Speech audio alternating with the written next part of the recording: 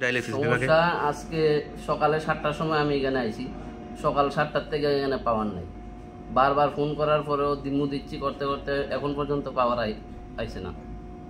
আমরা ডায়ালিসিস রোগী, আমাদের অনেক সমস্যা তৈরি হয়। শ্বাসকষ্ট ইতিমধ্যেই শুরু হইতেছে এবং ভিতরে আরও 5জন পেশেন্ট আছে। তারা তো দস্তুর মতে অনেকের বিভিন্ন রকমের অসুবিধা শুরু হয়ে গেছে। এইভাবে যদি পাওয়ারের ডিস্টার্ব থাকে তাহলে আমরা পরিষেবা নিব কীভাবে?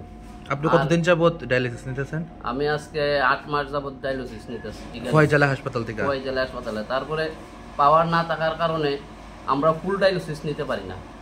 যেখানে আমাদের 4 ঘন্টা ডায়ালিসিস হওয়ার কথা, ওই জায়গার মধ্যে 1.5 ঘন্টা, কোনোদিন 2 ঘন্টা, কোনোদিন 1 ঘন্টা ডায়ালিসিস করে যাওয়ানো লাগে। এই একমাত্র সমস্যা পাওয়ারে। এই বিদ্যুতের সমস্যাটা কতদিন যাবত হইতাছে এমন? এটা আজকে আমি যতদিন ধরে ডায়ালিসিস করতেছি এর আগের থেকেই, এবং এখানে জেনারেটর লাইন দেওয়ার কথা, কিন্তু আজকে পর্যন্ত জেনারেটর লাইন দেওয়া হয়েছে না।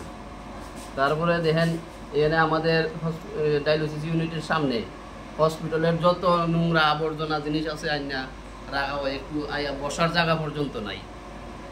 এই বিভিন্ন রকমের সমস্যা, ঠিক আছে, এগুলি আপনারা একটু দেখবেন।